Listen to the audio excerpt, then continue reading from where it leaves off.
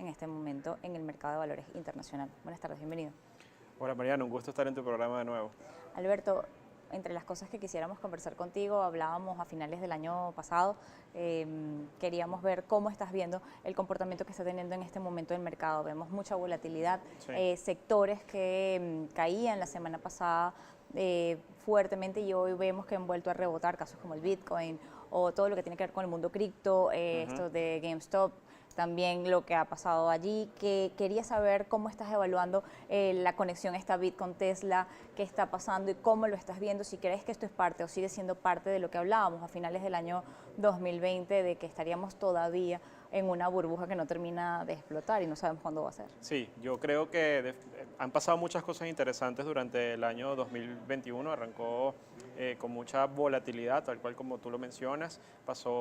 Hemos visto que especialmente los activos de riesgo que tienen muchísimo apalancamiento, que han crecido muchísimo en los últimos años. Caso, por ejemplo, de Tesla, el caso de compañías tecnológicas que tienen no los mejores fundamentales, pero que han sufrido o han vivido de alguna manera una ola especulativa, ahora están empezando a ajustar. ¿Por qué lo están haciendo? Porque también parte de la razón del infle de la burbuja tenía que ver con unas tasas excesivamente bajas en los mercados.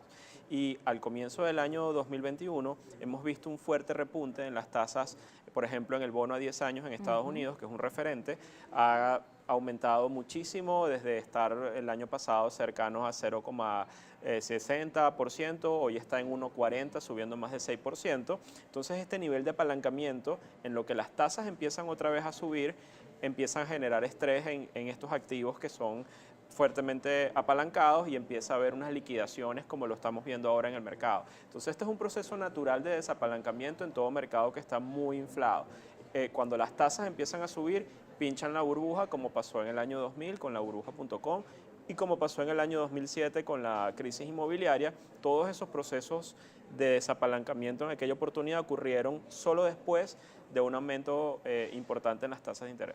¿Consideras que este aumento en las tasas de interés puede generar caídas en otros sectores? Porque hemos visto cómo el tema de los bonos ha impactado metales como el oro. Sin embargo, ¿esto puede llegar a nivelarse o crees que puede llegar a nivelarse en algún momento? Porque esa inflación también va a generar Sí, más capacidad para invertir. bueno, es una pregunta muy importante. Hay algo que quiero dejar claro y es que los bancos centrales no han subido tasas, o sea, no es un Ujú. tema de accionar de los bancos centrales. Sin embargo, las tasas referenciales del mercado de bonos, como bien tú lo dices, los bonos han estado vendiéndose y por lo tanto los rendimientos han aumentado y esos rendimientos son referenciales para los mortgage, para toda una serie de elementos de préstamos y de apalancamiento que hacen estas liquidaciones. Ahora, a tu pregunta, los commodities o las materias primas han aumentado muchísimo en lo que va desde el segundo semestre, cayeron muchísimo en el 2020 por el efecto de la pandemia y después del segundo semestre del año con la inyección monetaria, la debilidad del dólar,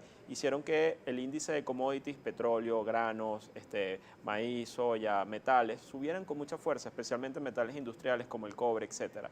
Ahora, hay un problema probable inflacionario de corto plazo, donde la Fed y los bancos centrales están monitoreando los índices de inflación en el corto plazo han repuntado con fuerza y esto es un problema sobre todo en un momento donde la economía no está totalmente recuperada o está tratando de recuperarse de los efectos de la pandemia. Si la inflación sigue aumentando, estamos entrando en un escenario que podría ser estanflacionario. Entonces es algo que los bancos centrales y los hacedores de política monitorean con mucha fuerza y probablemente esta subida de tasas que estamos viendo en el mercado responde a un accionar también para tratar de capear un poco ese incremento muy importante que hemos visto en los precios de los commodities. Por eso ves, por ejemplo, el oro hoy caer con fuerza, a pesar de haber subido mucho durante el año 2020. El petróleo, el que se mantiene ahí arriba es el West Texas, pero el resto del área de commodities, el West Texas porque hay un tema precisamente en Texas Y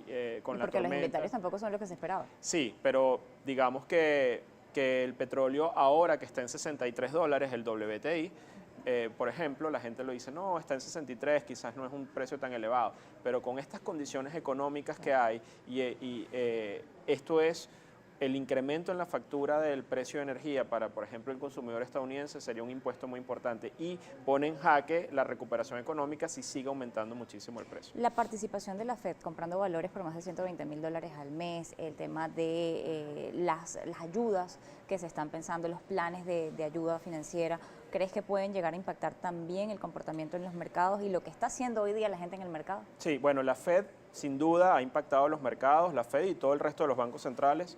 Durante todo el año 2020 vimos movimientos inéditos de inyección de liquidez y de compra de papeles. Engrosaron su hoja de balance a niveles históricos.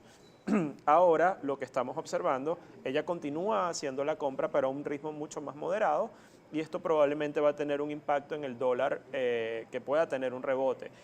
Precisamente por el tema que estamos hablando del incremento de la inflación. Es como tratar de controlar la nave metiendo marcha, pero a la vez reversa, porque por un lado dejar que las tasas suban es tratar de capear el crecimiento económico o el sobrecalentamiento, pero por otro lado la inyección monetaria que metes es para tratar de estimular.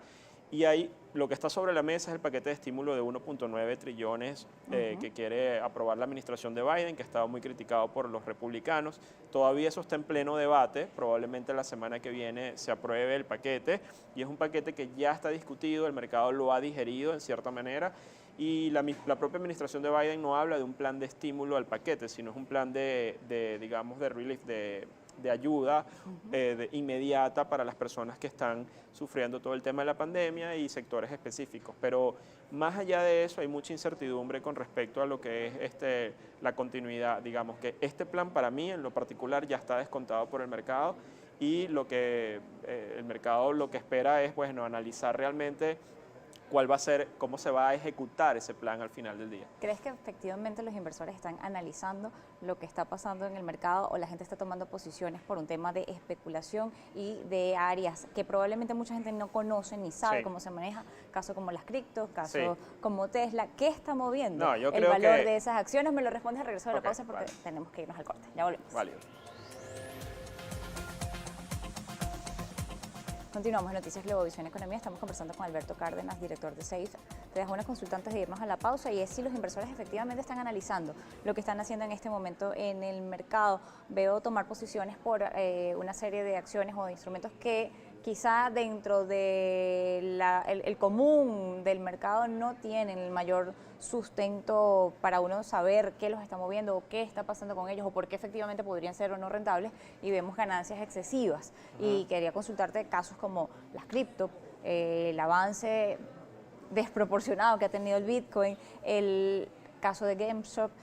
Quisiera saber cuál es la situación, cómo lo estás evaluando. Sí, yo creo que sí, sin duda alguna existe por todas las métricas que uno lo vea, un nivel especulativo enorme en la situación actual de los mercados. No solamente en el área cripto, sino por ejemplo en los mercados regulados, en acciones como GameStop, que lo vimos, que hizo por ejemplo que el Senado de Estados Unidos tuviese que convocar y hacer un hearing para escuchar las partes de una acción que no tenía fundamentales importantes, no estaba ganando plata y para que la gente entienda, los fundamentales al final del día son básicamente las ventas, cómo está la hoja de balance, etcétera. Bueno, esta compañía no está, es una venta, un retail de videojuegos y fue un target de una acción conjunta de inversionistas pequeñitos, retail que llaman, en un chat de la famosa red social de Reddit y empezaron a comprar todos en masa esta acción y lograron que fondos importantes tuviesen que cerrar posiciones cortas que tenían en allí y eso hizo que la acción, por ejemplo, pasara de $20 que estaba cotizando alrededor de $450,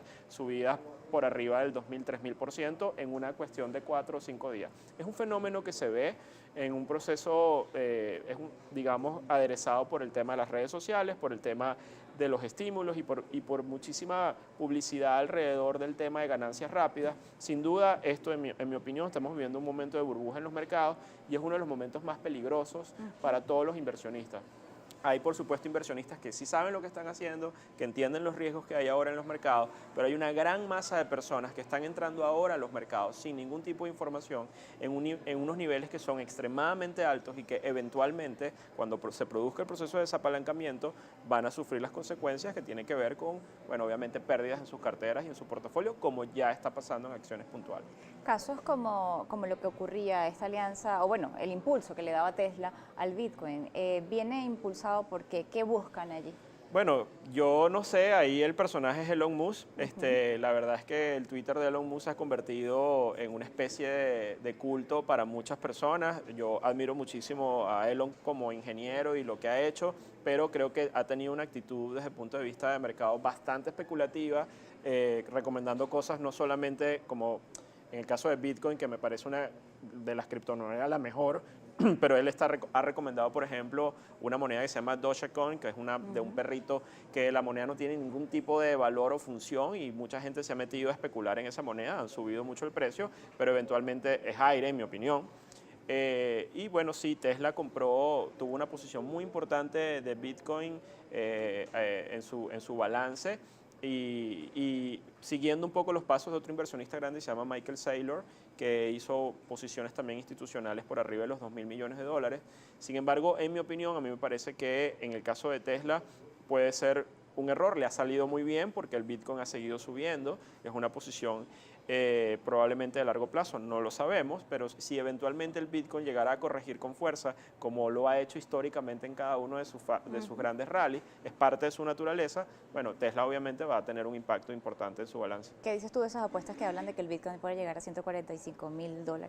Yo creo que sí va a poder llegar a $145.000 en el largo plazo, en el mediano plazo, pero yo creo que ya este movimiento que ha tenido desde prácticamente los $4.000 cuando cayó en marzo del 2020 hasta los 58.000, casi $60.000 que ha hecho recientemente y ahora está empezando a ajustar, creo que le toca un proceso de ajuste que puede ser incluso hasta del 50% o más. La gente no lo entiende, el Bitcoin sigue siendo una criptomoneda muy volátil, probablemente de las criptomonedas, sacando las stablecoin, es la menos volátil porque las otras son como Ethereum y las otras son más volátiles, pero el Bitcoin tiene intrínseca su volatilidad, entonces la gente tiene que entender que cuando te metes en estas posiciones puedes sufrir volatilidades superiores al 50%, pero la perspectiva a largo plazo, en mi opinión, sigue siendo muy interesante para el Bitcoin. Los mercados tradicionales, metales, petróleo, todo lo que tiene que ver con las industrias petroleras, con todo lo que ha sido o ha movido históricamente el mercado, que son industrias, que son algo que se nota, que es palpable, que podemos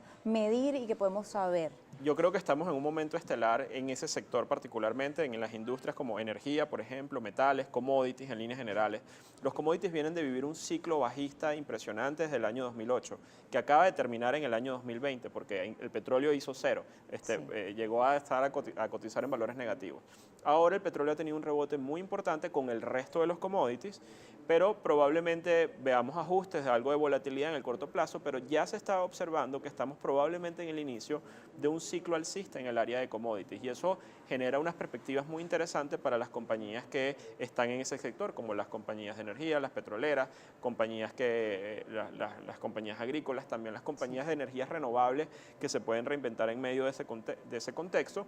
Personajes que invierten muy poco en commodities como Warren Buffett, recientemente ha comprado, por ejemplo, una posición importante en una de las petroleras más importantes del mundo. Entonces eso te habla muchísimo de la perspectiva de largo plazo, que es positiva para este sector, en mi opinión. Y que quizá debería ser ese llamado de atención a todos aquellos que están jugando.